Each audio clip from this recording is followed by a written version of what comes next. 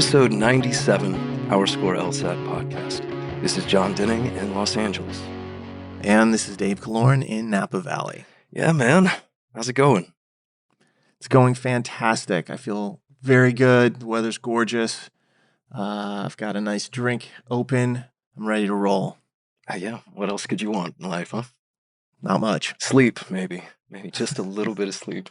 And I slept well last night, so I'm winning. Oh, good for you.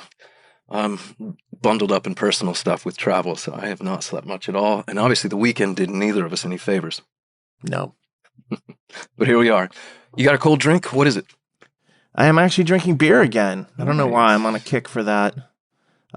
This is a classic, though. This is Allagash White, which is a Belgian wheat-style beer. You know how much I like Hoegaarden. This is really kind of like an Americanized version of that. So the wife grabbed a couple six-packs of it, and I was like, all right, I'm drinking that. Nice and easy. There you go. What about you? Yeah, every time I drink a wheat beer like that, I have Amsterdam flashbacks. Good times in Amsterdam. That's what turned me on to those Belgian white beers or wheat beers. There you go. And I have no apologies whatsoever. Yeah, well, speaking of overseas travel and the EU and all that, I am drinking a port, a Sandeman 20-year-old aged tawny port, to be very specific. Which isn't really your style, to be honest. No, it's definitely not. But I'm going to be in Portugal for about 5 days next week. So I'm trying to, prepare my taste buds. It's way too sweet for me, but I don't want to stand out as the one guy who can't finish his port. No, and it's high alcohol, too. So watch your step in Portugal. And especially since you're going to Porto, which is the region of the Douro that they make all the ports, you can do some port tastings. Yeah, that's the plan. So I'm free port tasting right now. I'm jealous. It's okay. I don't hate it as much as I thought I was gonna, and I'm sure, the atmosphere will help over there too, but Port. Yeah, a couple days in Lisbon, a couple days in Porto, a couple days in Morocco, a couple days in Spain, and then probably a week under a bed where I try to get caught back up. And leave me to do all the work back here. Thanks, Yeah. Grish. Well, I'd say you were due. Speaking of you doing the work, you did one more thing for us today, which is you picked a song. I did pick the song. It's a classic band from England in the Manchester shoegazer days. The band is the Happy Mondays. The song, one of, I think, the best songs of that era, certainly one of the greatest albums. But the song is Step On, and the album is Pills and Thrills and Belly Aches. And if you're not familiar with this style of music, it's very party-oriented. I think it's perfect for us. This is true. Yeah, it's got that definitely late 80s, early 90s kind of Brit pop synth vibe to it. Yeah, that's the Manchester scene back then was just out of control. They've made movies about it. There's a number of bands that I truly love that came from that era. And certainly Factory Records, which is the label that kind of spawned a lot of those bands, or at least sponsored them, is famous worldwide in terms of the music industry. That's a great song. Check it out and thank me later. I'll thank you now, because I was unfamiliar with it until about an hour ago. And you put it in here as a choice, and I was like, let me check it out. I dig it. It was either that song or something from Charlatans UK and another band from that general vicinity of time that interests me and has some great albums. So just the style, kind of went for it. But there's a lyric in this song that says they're twisting my melon, man. And I really like that because I think that's what LSAT tries to do at times, twist people's heads a little bit, get them turned around with the various real and experimental sections. And so I was like, that's kind of appropriate. And I feel good because I feel like we've got a pretty good handle on this test as well. Yeah, yeah. We spent the last 5 days watching melons get twisted. Ours very occasionally as well, or at least mine. For years I thought that lyric was, you're twisting my mellow. Oh. Like, hey, I'm having a good time, Right, and you're messing it up. And it turns out you're twisting my melon. That surprised me when I found it out. I was like, I guess that works, but I like my version better. Yeah, one of those classic misheard lyrics. Hold me closer, Tony Danza, that kind of thing. Excuse me while I kiss this guy. Yes, perfect. The Hendrix misunderstanding. All right. Well, since we're talking about LSAT, let's get right to it. What's been going on in the LSAT world? And I think everyone's pretty familiar with the latest. But we can also do kind of a forward-looking bit here. Let's talk about the January test. Yeah, because we'll get to the November test in a moment, because that's what we're going to talk about tonight. We're going to do a full rundown of the real and experimental sections, and then we're going to talk about scale predictions for that. So that's the main event. But just to make sure everybody knows what's going on, aside from the November LSAT, why don't you run us down on what's happening with the next LSAT that's coming up, which, as you pointed out, is January. Yeah, so we're through the last one of 2021. Congratulations, everyone. We do have one the second or so week of January. So the January LSAT starts on Saturday, January 15th. I don't believe they've announced the exact days yet, but I'll take a shot at it and say that it's probably going to be Saturday, Sunday, and then Tuesday. So the 15th, 16th, and 18th of January will be the main test days, and then back to paper on Thursday, etc. The registration for that date is December 3rd, the midnight, basically, of December 3rd. The release of this November test, which we'll get to, but I'll mention it now, is coming about 2 days before the January deadline. So if you just took November, presumably that's why you're listening, you will have a couple of days to decide on January if you need to, once you have your November results. So that's good news. The score release for January, they've also announced, which is February 2nd. So about 2.5 weeks, which has become the new normal. And that gives you a little bit of time ultimately to register for March. You will miss the deadline to register for February, but you'll still have time for March. Yeah, and that's because those LSATs are month back-to-back, January and February. So you took November, your scores come out in time for you to decide whether you want to register for January. But once you take January, you will not have time to decide for February. You will only have time to decide for March. If you want to take February, the registration is actually at the end of December. So kind of like a complicated timeline that they've got going on there, but that's just kind of the way that it is. Yeah, it's odd. You actually have to register for February 2.5 weeks before the January test. So, yeah, I have a feeling there'll be a number of registrations that are like, let me just reserve a space in case. Yeah. I don't love that, but I mean, that's when it's month to month like this. I know it's tough on their deadlines. They try to do it every other month and get enough spacing, but it just doesn't work in January and February. So that's the way that it is. Yeah, the alternative would not to have as many tests, to have fewer options as to when you actually want to take it.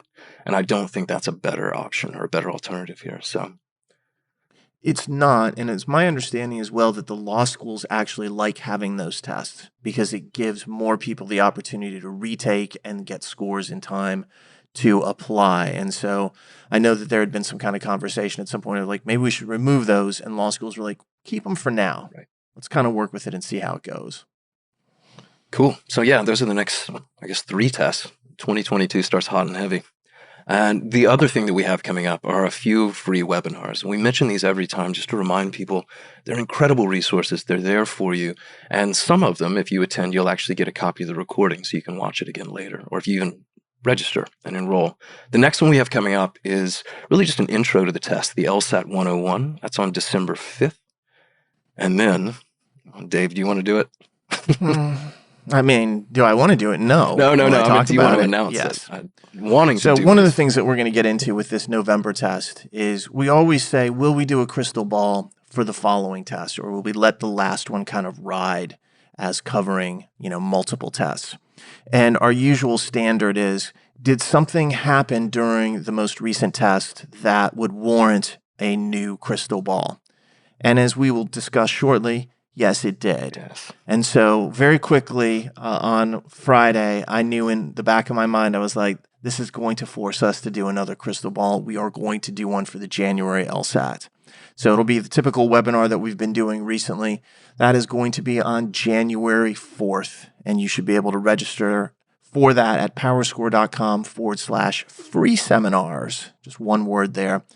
And so come join us, and it's going to be the same exact scenario here. If you want to be there and hear what we're going to recommend and talk about predictions for the next exam, because we have one based on the changes that have been made, and we feel great about it, you need to be there on January 4th. Unless you're a PowerScore student, in which case it will then be posted into your online student center.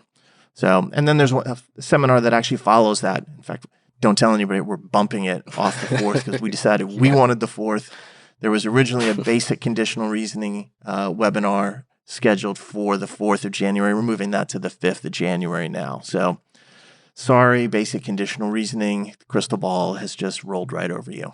Yeah, the good news is if you signed up for that basic conditional on the original 4th date, it means your evening's free, so come join us instead. We'll be doing a crystal ball. It's funny too, isn't it, Dave? I went to bed Thursday night of last week, pretty confident we wouldn't have to do another one of these by year's end, and by lunch on Friday, I knew we would. I knew we'd have to. Just that quick. Well, we're not doing it by year's end, Jon. We're doing it on January 4th. Oh, that's true. All right, fair enough. It's a weak reply on my part, but no. Before the next LSAT would have been more accurate, but I'm technically correct, but in principle, you're correct. Isn't that the best kind of correct to be? It is. I enjoy being technically correct. I just want to be right. I know you do. All right. Shall we? Yes, let's do it. Okay. Let's talk about the November 2021 LSAT. I mentioned the first thing, some just logistical details, which is the score release is going to be a Wednesday, December 1st, and those scores will start coming out at 9 a.m. Eastern, roughly. It might be 8:50, it might be 9:10, but right around there. You'll get an email and you can check your LSAC account. You'll see your score post there. It will not be affected by any of the issues that we saw, which we're about to get into. So if you had to take a makeup or a later test date, you will get your score on the 1st as well, just like everyone else, provided you have a writing sample done and nothing about your test actually got flagged. If that happened, you can have delays. But again, barring anything like that, the 1st is the day.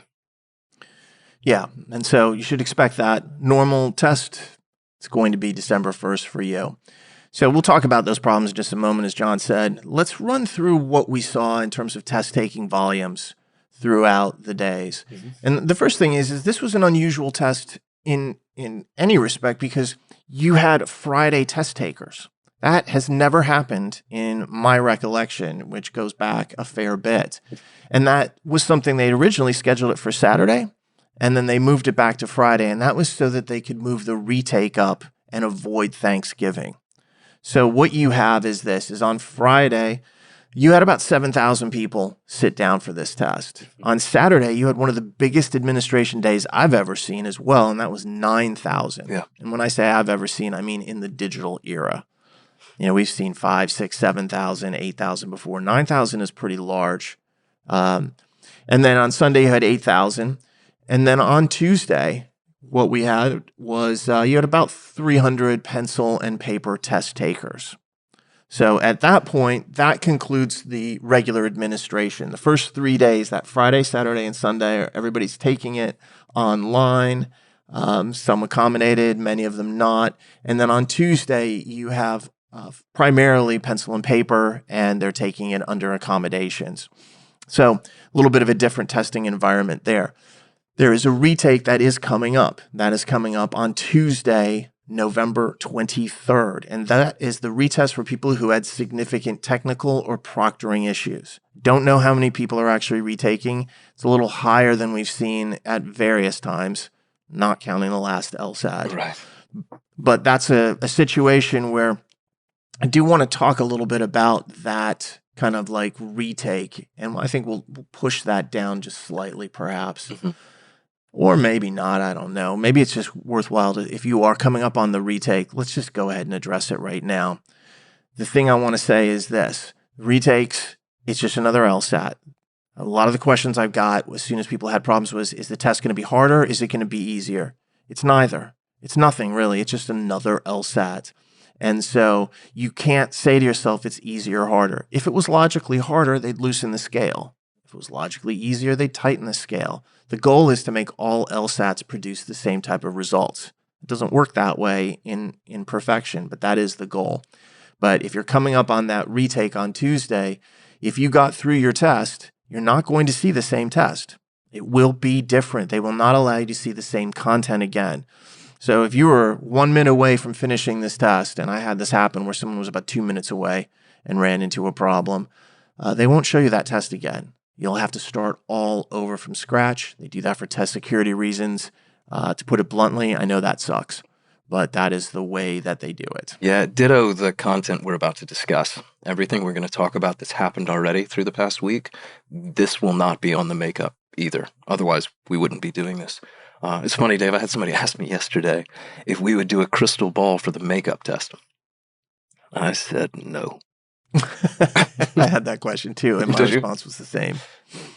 Absolutely not. I'm not going to do it. No. But again, I think your reassurance should be sufficient. It's just another LSAT. What they tend to use are just older tests that were non-disclosed, dust one off, and give it to the unfortunate few who have to, again, sit an extra week for this thing. Yeah, and I have deep sympathy for anybody who has to go through the retake because, I mean, you were there, you were ready to go, and it wasn't your fault typically that something like this happened, especially with that proctor issue. So, and that the pop-up issue is it was a real problem. Some people had proctor issues, as they always do. But I have a lot of sympathy for that situation because it's totally out of your control. You've paid the money, and then all of a sudden, you can't take it when you're mentally ready to take it. It's hugely frustrating. So, overall, though, you had about 24,000 people scheduled to take this administration, decent size there.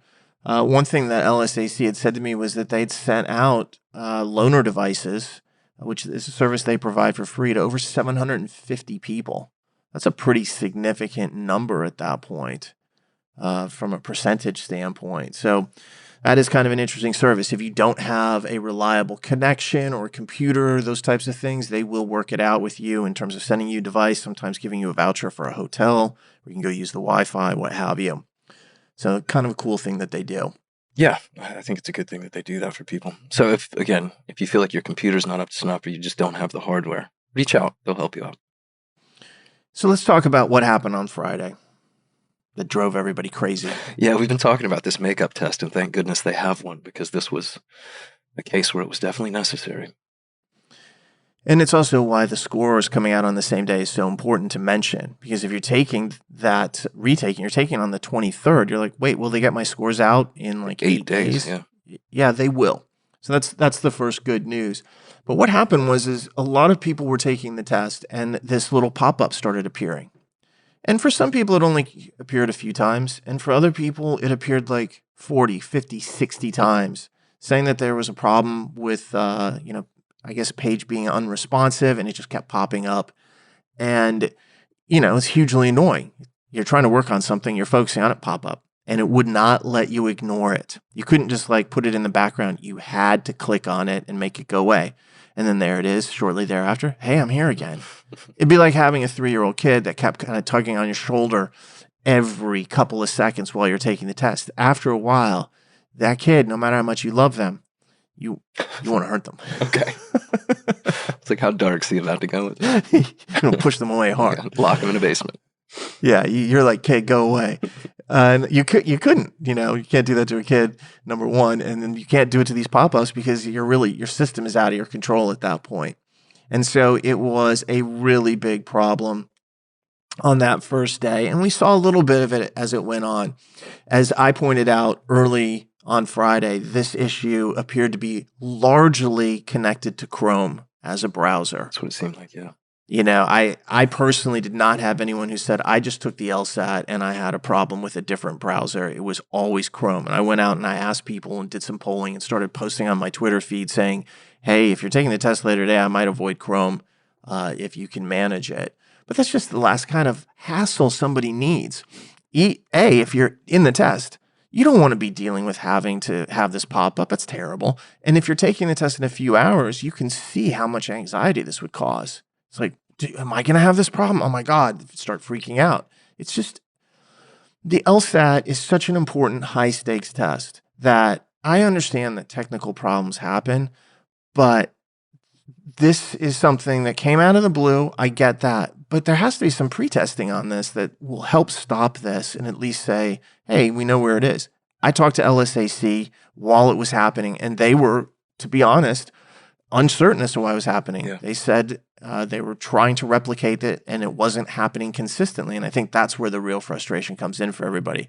It happened to some people. It didn't happen to others. Some people got a little of it. Some people got a lot of it. And they couldn't, necessarily determine immediately why it was happening. It did get resolved, and it went away and became much less of an issue. I didn't hear about it a whole lot on Friday afternoon or into Saturday and Sunday. Certainly not at the same level as Friday morning. But that's 2 administrations in a row where we've had severe problems with testing, and a test of this magnitude, it's just incredibly frustrating. Yeah, let me toss you a compliment and some advice for anyone listening. If you don't follow Dave on Twitter, um, shame on you, because Dave, you were way out in front of this thing. First thing Friday, you were giving advice to people, you were taking polls, as you said, in touch with LSAC multiple times through the day, trying to report back. I've said it before, I'll say it again. I think you're going to win Customer Service Award of the Month for LSAC. I think you might have the year sewn up at this point. Is my picture on their wall for all 12 months? Yeah, 12 Dave plaques down some LSAC hallway. But again, at least we were able to give some useful advice. Go download Firefox, for instance. But Proctor used a tricky system, a squirrely system, in that it won't run on Internet Explorer, apparently, and it won't run on Safari on a Mac. So you were left with Chrome or Firefox. And this did seem to be largely isolated to Chrome. So there was an alternative, but most people didn't know about it unless they were paying attention. And even then, I did see some reports of Firefox having this issue, but nothing to the extent of those poor Chrome people.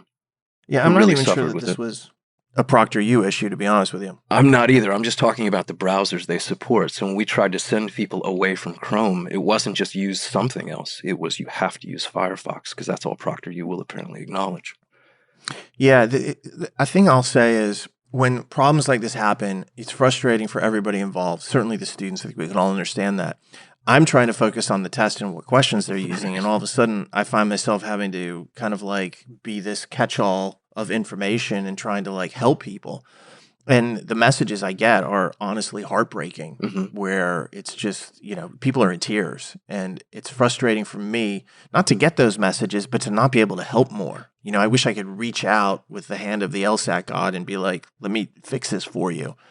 And sometimes people are like, what can I do? And I'm like, there is no solution here. They're like, well, I can't take it, on Tuesday the 23rd. I'm like, you're going to have to work on that, because you're not going to get options. And it's just...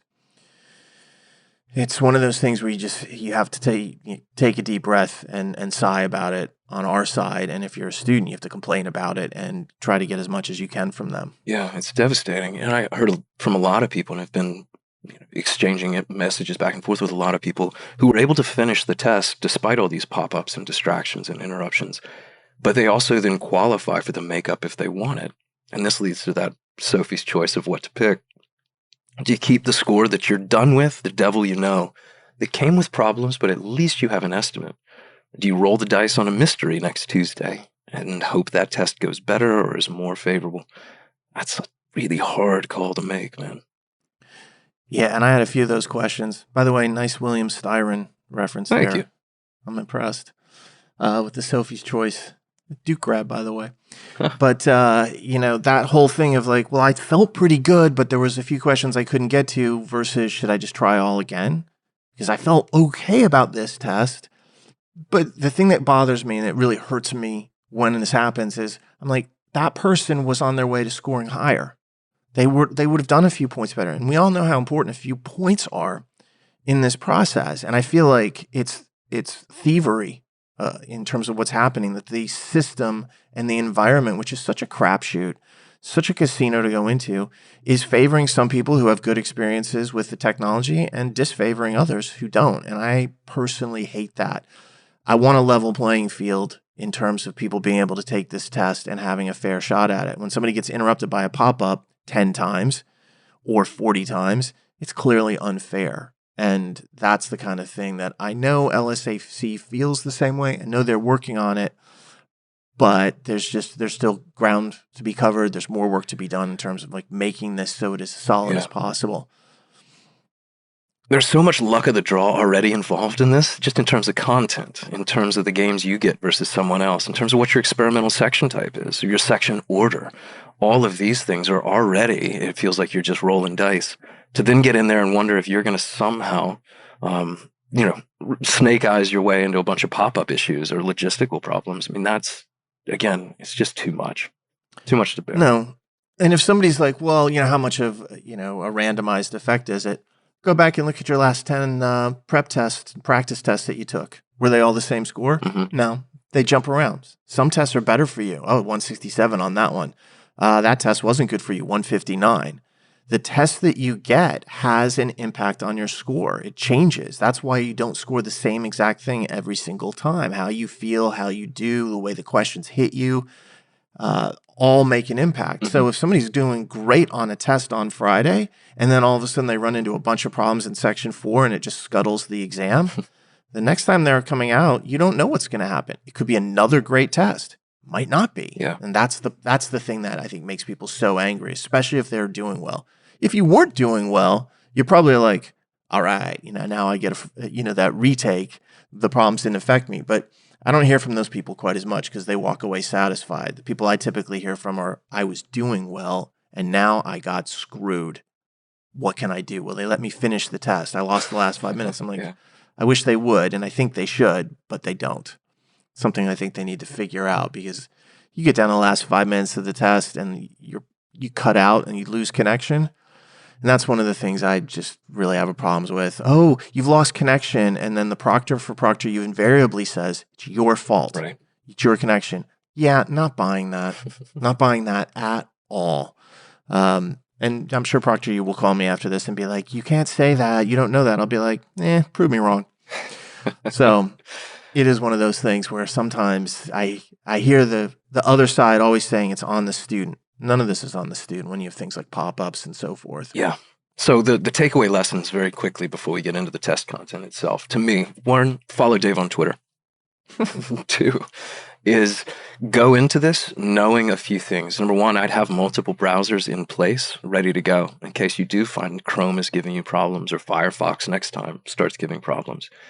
3 is expect some degree of occasional difficulty or disruption. And then hope, of course, you don't get it, but plan for the worst, because the worst does continue for some people to happen. And 4, keep in mind there is always a makeup test. So these technical issues, as bad as they are, at least there's a safety net in place. This isn't the end of the world for you. It just might mean you have to wait an extra week or week and a half before you can finally finish your test. Exactly. And on that note, let's do the traditional disclaimer list before we break down this November test. And I think the breakdown is going to go relatively quick. We've made a few changes to how we do it. So, disclaimers I'm going to give everybody before we start talking about the test. Everything we're talking about is public knowledge. It's all been confirmed in the public eye at one point or another. So we're not going to reveal things, and we're not going to get specific with answers or how to interpret certain rules. I had a number of questions where people wanted me to explain a rule on one of the games, and I was like, can't talk about it. So, second thing, section order is meaningless. Saw this again, and it frustrates me to no end. Somebody's like, oh yeah, I had that order, and that first RC section was way harder. I'm like, you don't know that you had it in the same order. They might have had their RC in reversed positions from yours. So just agreeing on that front doesn't do anything for us. Sections, content, and orders change all day long. It's not that they use the same LSAT all weekend. It's not that they use the same LSAT each day. After a few hours on the first day, they start putting in new sections. So all of a sudden, you start to see a new reading comp. Then there's a new logic games. Maybe there's a new LR that's in there. So it works through this. As far as talking about this test, we can disclose generalities. We're not going to be specific about solutions. They want you to wait to talk about this until the main testing days are over, which for this exam was Tuesday. And then they basically said, can you wait until Tuesday? I thought they were very reasonable on the forums where I saw them saying, can you wait 2 days to talk about this? That's pretty good on their part, because they really could, in a completely different world, say, if you talk about it, we're just going to find out who you are and cancel your score. So I thought, their test security gets kind of like a friendly nod from me for reasonability. They took a different tack this time, and I was like, okay. And they actually engaged with people, which I love to see. I would love to see all of their accounts engage with people more. Yeah. Although now that you've given them that Gestapo idea, we'll see what happens in January. The draconian power of their test security will now come in. The Empire, they are going to Darth Vader this. Fantastic. Here comes the LSAC Death Star to destroy us all. All right, another reminder. Taking the LSAT for real, it always feels worse than any practice test. It's not the same. And so when you do that, you always feel worse. I saw a number of people who were like, this was the worst test I've ever taken, so much worse than my practice test. And my thinking when I see that is, you have to expect that. Go in prepared for that. So That's something. Another thing to think about is we're going to talk about sections being harder or easier. When we talk about that, it's all relative to being high difficulty. I've said this many times before. Every LSAT section to me is difficult. Every LSAT itself is difficult. If I say a section is easier, it means relative to other really super hard sections, not that the section itself is easy. So don't make a relativity flaw there. Other thing is the test makers are trying to confuse you. They are putting the same topic in multiple sections. Here's one they did on this test, Quebec, where you had Quebec as a topic appear in one section and then appear in another. That makes it tougher for people to talk and figure out which one they're actually worried about. So prior tests, we saw Nigeria come up as a topic, or speeding and music, and people get confused. Like, I had that speeding question. Yeah. John, you and I talked about this last time. I saw two people talking about a question, and they had no idea they were talking about different questions. Mm-hmm. But I knew they were based on what they'd said about the remainder of the sections that they had in the other questions. But they thought they were talking about the same question. Yeah, we saw it with paternalism in RC passages. We've seen it. You referenced Quebec this time. We've seen dinosaur raptor claws. It is, to circle back, a melon twist. You're twisting my melon, man.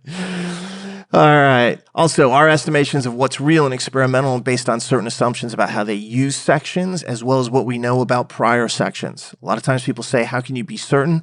Remember, we track every single test. We write it all down. We put it into a huge database and archive. And so when somebody mentions a question, we have a record of it.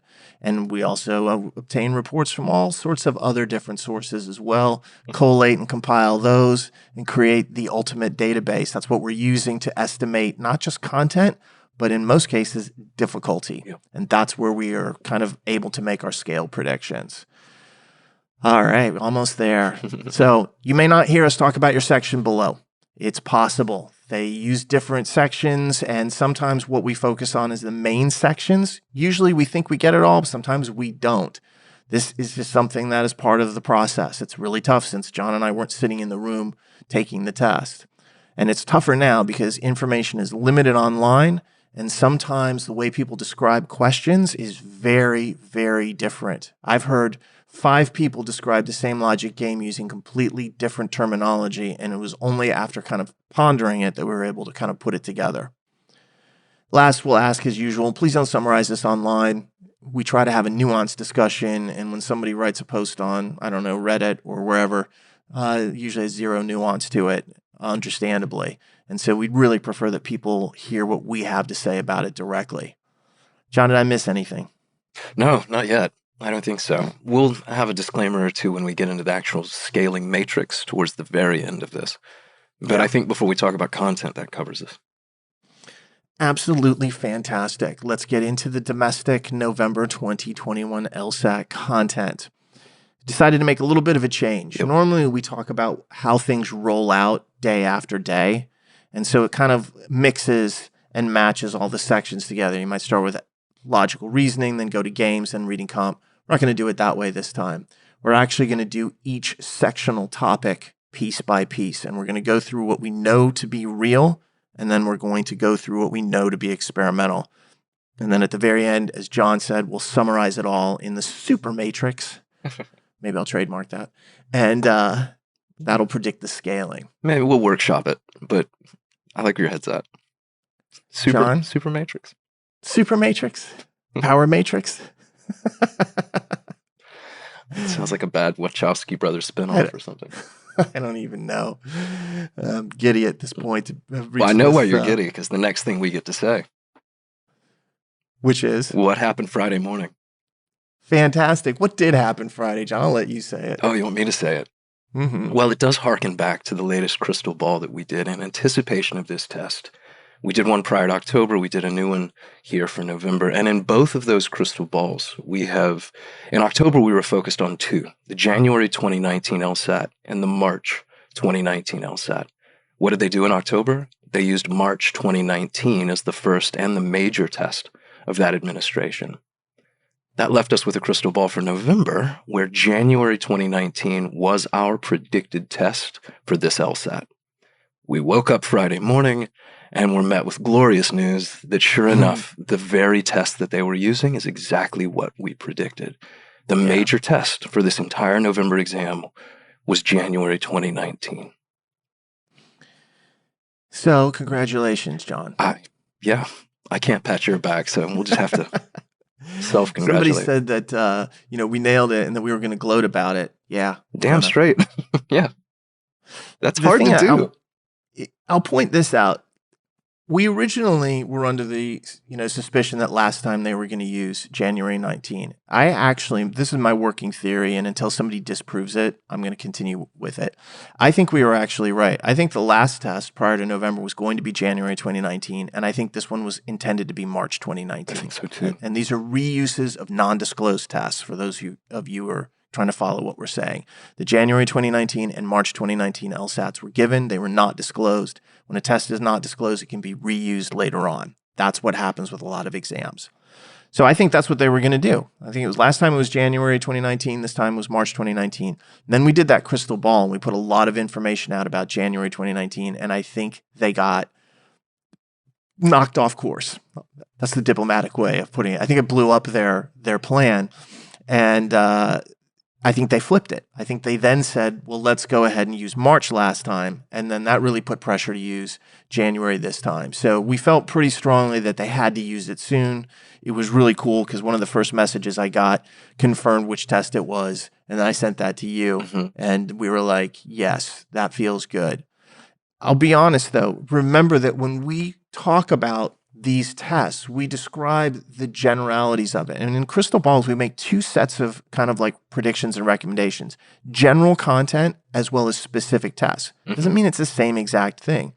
I had a student online who was like, well, you missed it this time. And I knew which test that person had had. And I literally almost wanted to bang my head on the desk because I was like, missed it. You had the exact test that we said you would have. But it didn't feel right to them. And it turned out, as I think I figured out later on, that they had done the recommended problem sets that we have in our analytics. And they were, I think, mad because they didn't see the exact questions. We're talking about style guides when it comes to those problem sets, not the exact content. When questions are released to the public, they don't reuse them.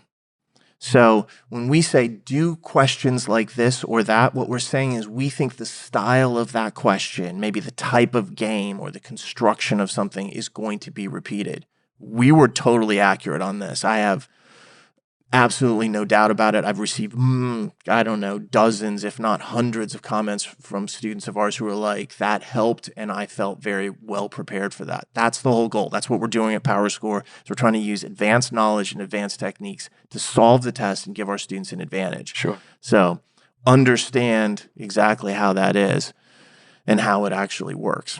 Yeah, I mean, consider, for us to be able to say, we think you're going to get this test, and we did an entire podcast on that test, episode 1, in fact. Just go listen to that before you take this thing in November. Anyone who did that was at a huge advantage here. And it's not because we've done anything beyond the public record. We don't have privileged information. We're just good at this. We have enough information, enough insight that we can start to make these predictions with confidence. And we've covered so much ground over the years that the information's out there for people to go review based on our recommendations. That's all this was. Yeah, and let me say this. We do have privileged information, but we don't disclose it. So that's important as well. That factors into some of the decisions that we make about predictions and choices. And in the next crystal ball, we're going to make a prediction that is, again, going to be very specific. Yeah. I suppose I should have rephrased that is like, we don't have any kind of illicit insight necessarily. We don't have a mole in LSAC, which I get accused of every time this happens and we're right. Who are you paying off in their departments? I forgot about that. One guy was certain that we'd bribe somebody. I'm like, I hear it every time. You guys actually work for him, right? I hear that. I'm like, no. Don't think they can afford me. I say we're good at what we do. We can figure it out. That's the gloating we'll do. I don't need to pay anybody for this. Right. All right. So with that in mind, Jon, do you want to run through the games that we saw? Yeah. Well, we can start with January 2019 as this test week did. There are 4 games on that test, obviously. Here's what they were broadly. There was a game about 7 computer installations. There was a tricky game, about different colored pillars, I believe, statues, and an art commission, and you were ordering them tallest to shortest based on color and meters, 1 through 6 meters, I think. There was a game about a bank corporation that had 2 branches, east and west, and 3 different departments scattered around with investments, loan, and mortgage. And then finally, there was a game about an apartment building with 9 apartments on 3 floors, and the floors were of different types: luxury, modern, and traditional. Those were the 4 games from January 2019, and those are the games that everyone beginning on Friday saw. Which means if you had those games, they were real. They were your scored logic games section. If you had another section of games, and we'll cover those briefly in a moment, they were experimental. So this was scored. This will figure into the matrix that we talk about down below. Right. That was not the only real section of games, though. We saw another set, also 23 questions. It had these 4 topics. It was a game about 6 film editors, I believe, ordering scenes in a documentary. It was a game about 5 professors giving lectures on popular music, linguistics, sociology. It was another tricky game about senior vice presidents and presidents overseeing or supervising junior vice presidents. And then a game about roadside assistance, I think by a plow company. Workday schedules on Wednesday and Thursday and the worker shifts on those 2 days. Another real section. Another real section. So if you had any of those 8 games that I just mentioned, whatever section they were in, it counted. Yeah, and let me make sure there's no confusion there. They didn't mix and match. No. These are 2 separate sections, and you either had one section or the other. That was your scored section. Interestingly enough, unlike some prior tests where we saw 3 or 4 real sections, these were the only 2 real sections we saw throughout the first 4 days of testing. This is correct. And you say 4 days of testing, and really 5 if you count the paper pencil stuff. Because the accommodated test yesterday also got, maybe I'm spoiling this too soon. What's that? I was going to say the accommodated paper and pencil people yesterday also got, and then I hesitated. I don't want to spoil it, but if we're cool, they also got January 2019 in its entirety, or at least one of the 2 LRs. And you and I were having a conversation about this last night where we're like, they all had to have the same thing. I think we figured out the pattern of what they're doing. And then we got a report that was seemingly at odds with that. And you and I were both mad about it for a while. And I was like, I'm going to run this down and figure out what's going on. And if you were like, that person had a digital test. I was like, yes, I promise they're wrong. I trust my instincts over their experience. Let me put it that way. Well, they hadn't reported the digital aspect, and they were like, "Oh, it was paper." I was like, "No, it wasn't." No, it wasn't. So that was that. But insofar as that, those were the only 2 scored sections that we saw. Let's kind of run through the experimental sections here. And Jon, you want to continue on? I suppose I can. Let's see. First experimental section that we saw was had these 4 games in it. There was a game, I believe, on training courses. Don't hold me to that, but the 3 I'm sure of. There was a game about an art gallery, a game that stood out to a lot of people about home improvement, so things like wiring and plumbing, people working on their houses. And then a game, arguably the trickiest, about chemical production, and 2 lines 1 and 2. So again, if any of those ring a bell for you, that section did not count. Those were all experimental. I don't know that that's great news for everybody to hear that, but that was an experimental section, and you would have had one of the first 2 that we talked about, kind of like the pillars section or the senior VP section. Those would have counted. This one would not have if you had 2 logic games. Yeah, if this was the only section of games you had on your test, well, then we've made a terrible mistake, and please let us know. But the only people I saw reporting those games that I just mentioned, the art gallery, home improvement, the chemical productions, had 2 sets, and the other set matched what we knew to be real. So again, experimental. There was another set of experimental games, and this will definitely ring some bells. At least one of these I think will, if you had them. Here were the 4 topics in the other experimental section. One was about plays and musicals. There was a game about mountain expeditions. I heard something about like the 100th anniversary, some Himalayan summit, and climbers and hikers were ascending in groups. And then there was a game about selling properties or selling lots for sale. And then here we go, and this is the one I imagine haunts people to this day. It was about biological ancestors, specifically fungus ancestors, and I think a paleobiologist. That might have been the hardest game of the entire week. But happily, that particular game was experimental, as was this entire section. That's right. So if you're like, I hope that ancestor section didn't count, it did not count. Yeah. That was experimental. Some unfortunate soul in the future will see this and have to deal with it. Yeah, there's fungus in the future, to be sure. I think that was probably the hardest section of all the 4 sections I just ran through. Happily experimental, less happily, and you alluded to this, Dave, the other experimental I mentioned with the chemical production and the home improvement, probably the easiest of the 4 sections of games. Really the heaven and hell That's right. of the way the LSAT works. Some people got a really easy experimental and they're like, oh, I crushed that. And then they wanted it to be real. And then you had a bunch of people who had this super hard ancestor fungus game and they wanted that section to be experimental. And it is. So it really kind of, this is the rolling of the dice that we actually see. Even though neither counted, the way people reacted to them is very different. Yeah, there were psychological consequences, even if your raw score doesn't change necessarily. Yeah, if you have that ancestor section early on, say first or second, and it doesn't go well, that colors your entire perception of the remainder of the test and affects your performance. That's the LSAT casino that we talk about so much. That's the thing that you have to always be prepared for. Bad section, stop mentally and say, it was experimental. Just bank on that for the moment and then keep on going and moving forward and see if you turn out to be right. There you go. So that was the games. Those were the only 4 sets of games that I saw, at least in any major usage through the week. All right, well, let's turn to reading comprehension. Okay. Kind of go through that. And this is very similar. There were also 4 sections that were in use over the weekend. 2 of them were real. 2 of them were experimental. All of them, if I recall correctly, had 27 questions.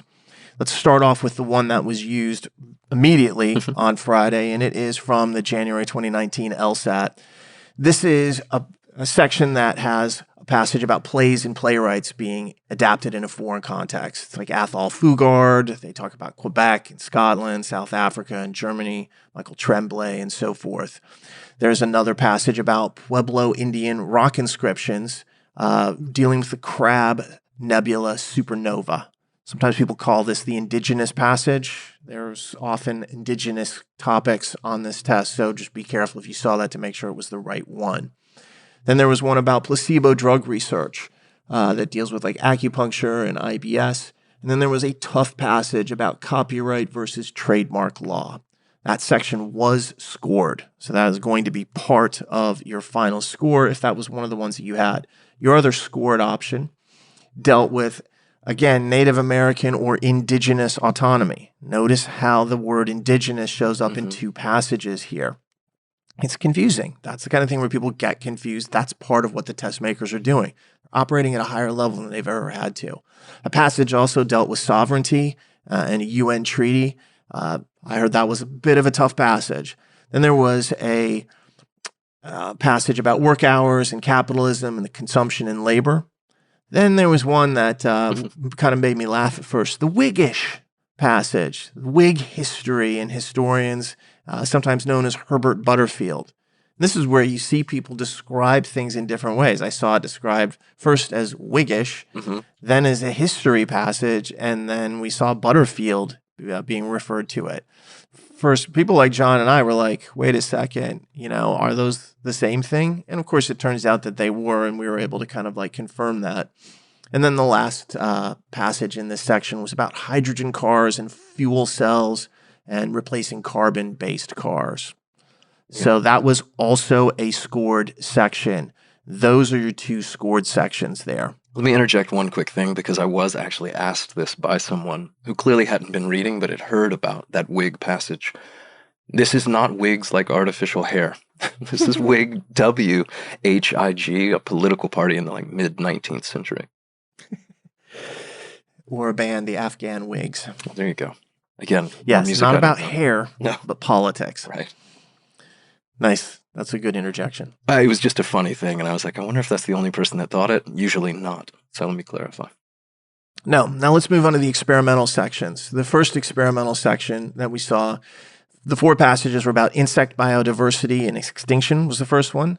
Then another kind of rap-based passage, this time Rakim, hearkening back to Eric B. and Rakim, famous rap group duo about rapping and poetry.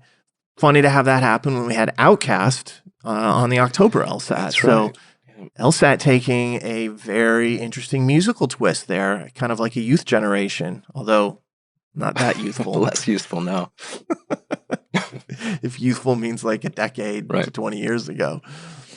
A passage on psych methodology, and then finally a comparative passage about neuroimaging in the courts and courtrooms. So that was experimental. And that was not a tough section by all reports. And of course, maybe the topic was just, you started getting rapping and poetry and Rakim, you might be like, that's a lot more accessible. But this was a section a lot of people wanted to be real. It is not real, I'm sorry to say. And that leads into the final reading comprehension experimental that we saw. This one started with a discussion of kind of like dinosaur bones, specifically the Archaeopteryx, a bird, and the private collection and fossils and the utility of using those fossils. Then a passage that goes into music again. This time Scott Joplin and ragtime, and talking about how ragtime wasn't able to approach like the form of opera. Not an easy passage. I think, Jon, you and I had a laugh because I'd seen early on it was Joplin and then someone else was calling it rag. And I was like, that's got to be Scott Joplin and ragtime. And you were thinking maybe Janis Joplin at first. I just got excited. There was already a passage about Rakim, and I was like, tell me they haven't used two artists I actually know. Hold on. Yeah. No, it was Scott Joplin. And that's like the 1920s, if I recall correctly, that kind of ragtime. I think that's right. Piano. Yeah, ragtime reading is what a lot of people were calling it. Yeah, very bouncy music form. The third passage was about flower quality in Quebec. And two things. First off, this sounds like a super interesting passage. I know a lot of the details of it. And after reading kind of like the overview of it, I'm very interested in reading it when it finally comes out. But notice this also deals with Quebec. And we saw that in the January 2019 passage with like Athol Fugard talking about Quebec again. Yep. Easy to have these common touch points where somebody might say that word and confuse other people. And then the last passage was about viability of statistical evidence in courtrooms, talking a little bit about how some witnesses are unreliable, maybe statistics could be a little unreliable, that kind of thing. But that was also experimental. And so again, you've got two real reading comprehensions and two experimental reading comprehensions. If you had either of the first two, well, I mean, you did. Whichever one of those you had was real. And the other one from the last two, if you had an experimental reading comp, that did not count. All right. And there we have it. Making our way. So 2 and 2. Getting there fast. 2 and 2. One section left to cover. One section of multiple parts. Yeah, that's true. One section type left to cover, but multiple versions within it. Yeah. Let's talk about logical reasoning. And I'll take this. Right. You feel free to jump in at any point. So, yeah, again, easy place to start because they were using the January 2019 logical reasoning as well. They mined from that entire test, from what we can tell. One of the sections on it contained these questions. So again, even if a couple of these ring a bell, this was real. There's a question on Marie Antoinette, I think having to do with diamonds. There's a question about cars, specifically SUV headlights, being a distraction. May have been another question in this about diamond mines and diamond mining. There was one about kind people and the motivations behind kindness. A question that sounded really interesting from what I was hearing about it, about sensationalistic cancer coverage, how the media covers cancer, and that it's a little overblown, but not the worst thing. Increasing currency in circulation, devaluation of it, free radicals. There's a question on factor 22. It's a mystery to me. Park ranger and cows grazing, which I believe was different from another cow question about E. coli. And even a blood disorder question. So a lot of medical stuff that we were seeing early on from this test. So that's one. You want me to take the other one and just wrap January 2019 up? Yeah, just continue on. All these topics that you're hearing right now are real. Yes. So, yes. So there was one poor guy on Reddit who was like, "Do you have Marie Antoinette?" to about 20 people. And I was sitting there and I was like, I know it's real, bud. I know. I saw that same guy fishing for it. And I was like, I could help you in a heartbeat, but I'm not allowed. Yeah, I'm not allowed to say right now, but it is in fact real. But there was, it isn't necessarily that we're trying to separate out the sections. We're just listing a bunch of real questions here that we know come off this January 2019 test. So you may hear questions in here where you're like, yeah, I had that for sure. We may list other questions where you're like, oh, I didn't have that. And that just means it was on the other January 2019 section that they reused that had previously not been disclosed. Yeah. If Marie Antoinette rings a bell, but factor 22 doesn't, that's okay. The Marie Antoinette section was real. Some more questions from January 2019. Again, all real. There was one about burglary. I think this had to do with like the percentage of homes that get broken into based on whether they have alarm systems or not. One I heard a little bit about, locomotive steam engines. There was a question about porpoises or a porpoise. Windmills, resident doctors, so more medicine, they're shortening hours, a lie detector test, seatbelt usage, and one that had a bit of a reputation, I didn't see it as much this time, was about a colorful stone axe. Yeah, I remember back in the January 2019 administration, that question came up a lot. I didn't see anybody mention it this time, but we'll throw it out there because we know it was on that test and it could have been memorable if anybody had that. Mm-hmm. One of the things we can't see is the percentage of section usage. It could have been that 95% of the people got one of these two sections and a very small percent, 5%, 2% got the other section. It's hard for us to see that. We can only see the questions they're talking about. We have no insight into the actual numerical breakdown. So that's why we want to cover it to make sure that we've talked about it. But I don't know if that section appeared as much as the other two. Yeah, hard to say. And again, some of those could have been interspersed. It's very difficult to distinguish one group from another, but all of those as a group were real questions from January 2019. If you saw any of them this time, and we know a lot of people did, they counted. That was not the only real logical reasoning, though. There was another section in play, not from January 2019. So let me go through some more real questions. And again, if these match, it counted. It was a question about happiness and purpose. I think about how having a passion keeps people happy. Question I saw a lot, I'm probably going to butcher the pronunciation. Is it Bezwar goats? Do you think? I always thought it was Bezor. Bezor. I like that actually better. You're probably right. No, don't you dare quote me. The only part of this I'm going to get right is it was those goats in the Fertile Crescent.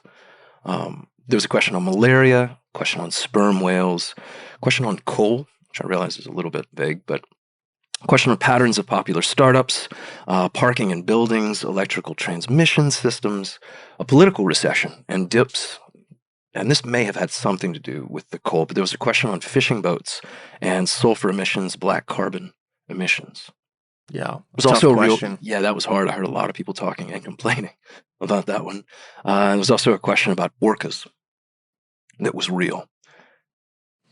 So essentially what we're saying is if you heard any of the questions that we just listed, even if you're like, I don't remember exactly what other questions were around it, or I don't recognize some of those questions, it really doesn't matter. Those were all real questions. We know this for a fact. And so you can kind of go back and say, all right, if that was my first of two logical reasoning sections, now I know that was the real one. And so what we'll now do is kind of turn towards experimental questions. We're going to read a bunch of questions that we know are experimental. And part of the problem that we have is that when you start talking about this, a lot of times for people who are trying to remember, it's been a couple days, they're like, well, I don't really remember all the questions. And we're just trying to hit topics that we know were popular that might ring a bell, where you could say like, I had Marie Antoinette and that was my first section. And this other question about, say, woolly mammoths, that was my third section. All right, I know the first one's real. You just have to find one real question, and that tells you the whole section is real. If you find one experimental section, that tells you that whole section is experimental. So, Jon, you want to just read some of the experimental questions that were out there? Again, with the disclaimer that I think you alluded to, which is it's really hard for the experimental groupings or, section as a whole stuff to be identified, in large part because it's a sample size problem. Everyone gets a real logical reasoning. We only see, I'm just going to say roughly a third of people get an experimental logical reasoning. So right away, you're whittling the group who could even report back on these topics down by a lot. Yeah. That all said, here are some experimental topics. Any of these, the whole section did not count. It's a question about recycling bottles. Question about bike lanes, woolly mammoths, spiders, question about new kind of ice. Curious about that. There were questions about coral reefs and female turtles on the coast. There was a question in a hard section ultimately about limited edition shoes. There's a question in that section about isotopes as well. And then there were some questions about mice brains versus human brains. I think it had to do with serotonin. Edward V, an illegitimate ruler to the throne. Debt crowding out investors, apple orchards, and finally, an experimental question about sci-fi versus short films. And I think vitamin C in that same section. I believe, that had vitamin C in it too. And there you have it. that tells you what's real and what's experimental. So a couple of sections of logical reasoning, several sections, and then a couple of experimental sections. And then with games and reading comp, it's 2 and 2, 2 real, 2 experimental. So you should be able to, on the basis of that, reliably determine what your experimental section was. That's the goal of that discussion. Now you know what was real. Now you know what was experimental. That allows you to have a better understanding of, okay, how did I perform? Because if you did terribly on an experimental section, it doesn't matter. History just got erased. You don't need to care. And if you did great on a real section, more power to you. That's the kind of thing that you want to try to figure out, is be like, well, how did I do overall? And did the experimental have a negative impact on me? Hopefully not. There you go. So we're nearing the end of this thing. Now that we know what counted, let's just focus on that content and see if we can put together, Dave, some scaling predictions for our matrix. And again, all that experimental discussion that we had is useful to help you identify, but it's mostly useful to help you dismiss. We're done with that, focusing only on the real stuff to finish this up.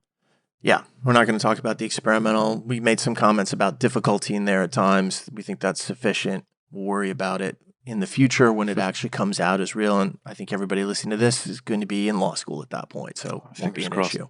Yeah. All right, let's talk about the old matrix. So what we do here is we talk about each section and we give it an assigned value, typically +1, -1, or 0, which I'll explain more in just a second. And what our goal here is to predict the number of questions that you can miss to get a 170. Our baseline starting point is 7 questions. And so as we go through these sections, we will describe them in terms of, what the content was and their difficulty, and then tell you what we perceive the effect will be on that -7. And then you kind of pick out the sections you had and you can ratchet it up. Oh, that would take me to 8. Oh, wait, that would take me back to 7. That would keep me at 7, that kind of thing. And then at the end, you'll be able to figure out the estimation that we're making about the overall test difficulty and the number of questions that you can miss to get a 170. Jon, you always like to make the commentary about the conservative nature of what we do, so I'll let you make that comment. Which feels a bit ironic, given that I've been called a raging liberal. Twice. To be fair, it was twice by the same dude. I know. But he just did double down.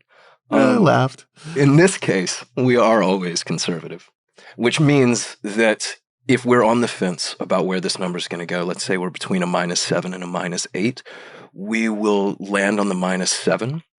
I would much rather someone have an easier scale or a looser scale than what we predict than vice versa. I don't want to overestimate the generosity here. I'd rather underestimate it, and then people get extra happy. Okay, so with that idea in mind, remember we're going to start at -7, which means you can miss 7 questions. And what that means is that's what the scaling is for the relative score of 170. That's where we start as our baseline. Let's start with logic games. So that January 2019 section, the computer installations, pillars, east-west bank branches, and the apartments, the modern and luxury. This is a tough section to estimate. I've varied between, it should have no effect and then that it should loosen the scale by 1. We have decided to have it loosen the scale by 1. So if you had this section, it would go from 7 to 8. In a sense, really what happens is I don't think this section is as hard as the other one we're about to talk about, but I think it ultimately would have an effect on this. There's enough people who I think ran into problems with this, especially at the end with the branches and the apartments and even the pillars, that I think it moves it over. I also think there were ways to solve some of these games that gave some people a much faster way of solving it. And if they use the right approaches, and it's terrible because I know what the right approaches are, but at the same time, I can't talk about them until this game is public. Then these games weren't as hard. And so you saw a real dichotomy of responses where some people were like, I didn't find that section tough at all. And other people were like, it was brutally difficult. It's all about the choices you make and the preparation that you decide to take. Yeah. So this section would move you from 7 to 8 overall. Any comment, Jon? My comment was going to be, a lot of times we hear from people that struggle with a section of games and then other people who are successful on it. And they're really stratified in ways you would expect. The people in the high 160s, 170s are like, it was fine. people maybe struggling to get into the 160s had difficulty, that's not going to move the curve because the curve is for the 170 folks that we're talking about. Exactly. However, I saw a lot of very competent games people have a hard time with this section, which makes me think it does have the ability to move the scale even at the upper limits. I'm going to agree with you, and that's why you and I finally landed on this loosens the scale by 1 from 7 to 8. It was a tentative landing, though, as we'll see in comparing it. Okay. That's my take. I'll probably put some clarifying comments at the very end of this, but keep going. All right. We'll wait for those. But the other game section that counted, which was the film editors, the professor lectures, the senior, junior, vice president, and then finally the workday schedule. I think this was harder than the pillars section, but it is also going to move the scale by 1. So they end up having the same ultimate effect. This would move it from 7 to 8 as well. I feel much more confident about this one. This to me was a pretty easy call. Yeah, and it's funny because that senior junior VP game is an interesting one. I think we're going to have some very specific ideas on how to attack that game in the future. But we'll leave that aside right now. Let's go to reading comprehension. So the beautiful thing is everybody listening is now at -8 on the scaling. And there's more, I guess, relative good news, because both of these sections are going to have the same effect as well. The first one is the January 2019. That's the plays with Fugard, the Pueblo art with the Crab Supernova, the copyright and trademark law section. That's, I think, maybe the easier of these two, but it's still not easy. We're going to say that moves it from 8 to 9 as well. So you now loosened it up one more time. The other passage set, which is the one about native autonomy, work hours, the wigs, not the hair people, but Butterfield's wigs, and hydrogen cars, that's a tough section, unquestionably. A lot of people had real difficulty with this. That would also move this from 8 to 9, meaning everybody at this point, after games and reading comprehension, everyone is at -9, meaning you can miss 9 questions to get a 170. Yeah, another case, though, in my opinion at least, where the January 2019 content, the Supernova, was probably a slightly easier section, despite it having, in our estimation, the same impact on the scale. And there's subtleties there that are important, and again, we'll circle back. But the takeaway thus far is everyone listening, you're at a -9. You know, it's the thing that you'd have to say is this is where you and I have debated the idea of like making it 0.75, 0.5 kind of change. I think at the 170 level, it has a certain effect. At the 160 level, it's a different effect. And it's hard to parse this out because scales are not identical throughout the entire 61 score range. They move around because there can be mid-level and lower-level difficulty questions that are higher or lower. So it's a challenge to do this. This is obviously an estimation. We're doing the best that we can in terms of trying to like make it comprehensible and easy enough to use. But after games and reading comprehension, everybody is at -9, and I don't think anyone's complaining about that. Let's go into logical reasoning. We know that there were essentially 3 possible sections that were out there. I'll just read all the topics. The SUV headlights, diamonds, the cows, Marie Antoinette, section about burglary and the locomotive and porpoise and so on. Then there was another section about bezoar, goats. I'm going to look that up as soon as we're done. Sperm whales, malaria, parking buildings, and coal. All those sections, all right, if that was your scored section and one of them was, they all have no effect on the scaling. It's zeros across the board, so it doesn't move it looser or tighter either way. And what that means is that every single person for every single combination here is -9. Yeah, pretty clean cut there, I suppose. Yeah. It's not always that way. In fact, we have seen cases where we've had -7, -8, and -9 potential outcomes, depending on the configuration, the combination of content that you got. But in this case, I do think -9 for everyone is very likely. I'll say this, though, and these were maybe the 2 points that I wanted to make. I do think there is a harder combination of sections that we just went through. So that -9, if we're wrong, I think could become a -10. That was the non-January 2019 stuff. So the games with the film editors and the senior and junior VPs and the reading comp. with the autonomy and the wigs and the hydrogen cars, I think if you had that combination, it is entirely plausible that you could jump to a -10. I think if you only saw the January 2019, it's possible, although I'd say far more remote, that you could be a -8. Yeah, I'd agree with you on that. It's you're getting two hard sections, but medium hard. It also depends on how it hit you. I mean, one of the reasons that pillar section is difficult is because they scale sections not on how you did, but on how everybody does. And so some people did that pillar section and were like, that wasn't that bad. And then there was a ton of other people who did it and were like, that was terrible. And they outweigh the people who thought it was really straightforward. So it can be difficult to kind of like parse the difficulty. We have a lot of information about that test from January 2019, and it's definitely in this vicinity as far as questions missed and general overall hardness.